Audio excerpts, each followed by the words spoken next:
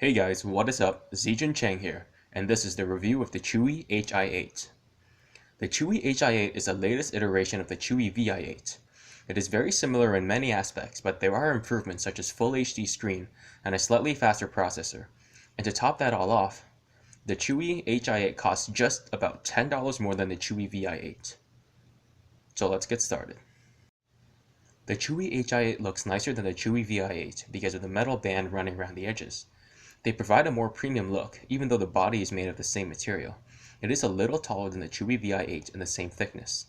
The size of the Chuwi Hi8 is very comfortable to hold in one hand, and the tablet is light enough that you won't get tired from holding it for extended periods of time. The power and volume buttons are made of metal as well, and have good travel and feedback. High quality buttons in general. There is also the standard MicroSD card slot, micro USB slot, and the headphone jack. This tablet doesn't have micro HDMI, which is probably an area where Chuwi has decided to cut or to save money.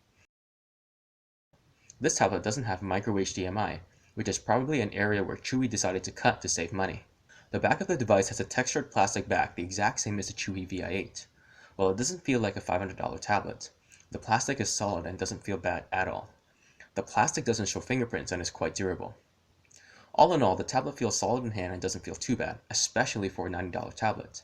The size makes it easy to grip in one hand and the tablet feels solid too. Not bad at all.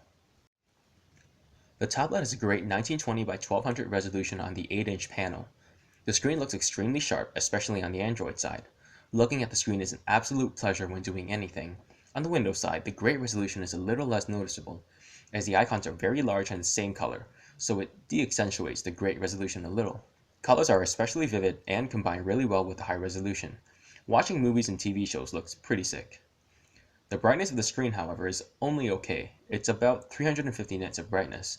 It is definitely an improvement over the Chuwi Hi8, but still not that bright. You definitely need at least 500 nits of brightness to be considered a bright display.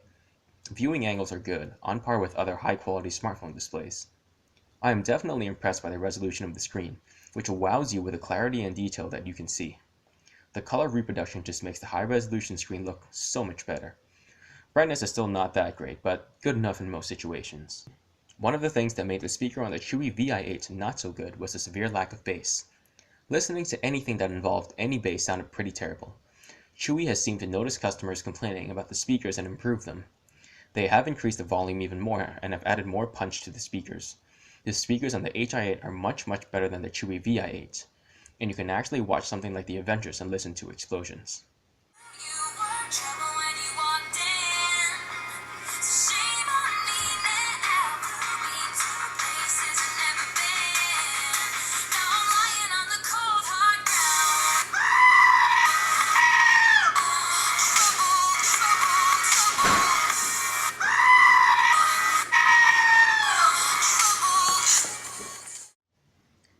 A very small 4000 mAh battery powers a Full HD display and Intel's processor. I'm expecting worse battery life on this tablet than Chuwi Hi8. I first tested the battery on Windows. I set the brightness to 250 nits, installed Web Reloader, and reloaded a web page every 10 seconds. The Chuwi Hi8 lasted 4 hours and 7 minutes. Not bad, which is only about 20 minutes less than the Chuwi Hi8. I then looped a standard definition video until the tablet died, and it lasted for 4 hours and 14 minutes.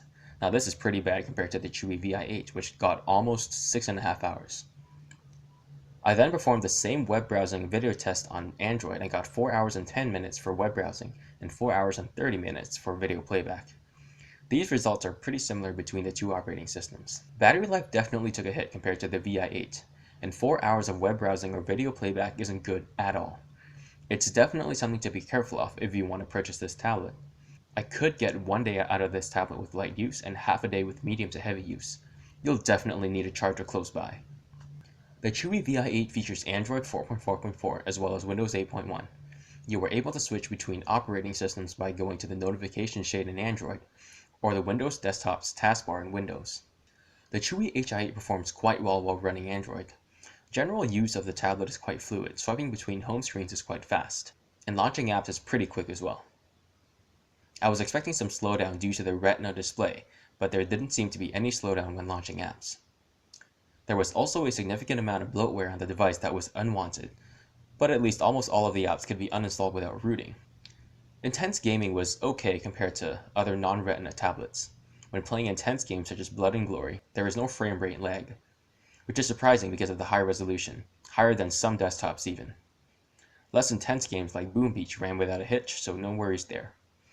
If you are buying this tablet for intense Android gaming, which I'm not sure why you would, this tablet might not be for you, as gaming this intense will probably get you an hour of battery life maximum. In Antutu, I got a score of about 34,000. The Windows side of the Chuwi is pretty good. Swiping between screens and switching to and from the desktop feels a lot more responsive than Android. However, the one area where this tablet seems to slow down compared to the Android side is launching apps.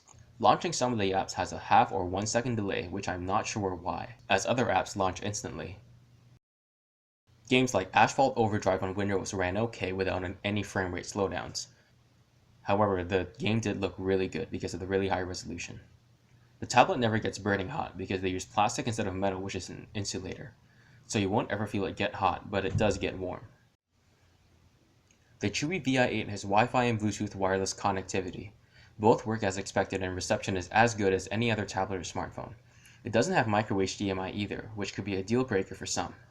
In addition, some of the websites show that the Chuwi Hi8 has Miracast, but I have not been able to find it inside Android or Windows, so I'm not sure what's going on there, but if you do want to buy this tablet, I would highly recommend that you assume it does not have Miracast when you buy it. Again, terrible camera quality on this tablet, but I think Chuwi made the right choice in leaving the cameras alone and not spending money to improve them, as cameras on tablets will never beat cameras on smartphones. Both the back and front-facing cameras are adequate for Skype or Google Hangout calls, but that is about all you should be using this camera for. So what is the verdict? The Chuwi Hi8 looks nicer than the Chuwi Hi8. There is a tiny bit of lag in launching apps in Windows, and it also has a nicer screen. So should you buy this tablet or not? This isn't a question of whether or not you should buy this tablet. At $90, of course you should. It's great value for an overall solid tablet. The question is whether to get this or the Chuwi Hi8. This is a pretty hard choice. The Chuwi Hi8 has a Retina display, improved speakers, and looks more premium. The Chuwi Hi8 has better battery life. I personally don't know whether to pick one or the other. I have laid out the pros and cons of each, and it's up to you to make that choice. Thank you so much for watching and have a great day. If you want to see more videos like these, hit the subscribe button and click on any of the videos that should be popping up right about now.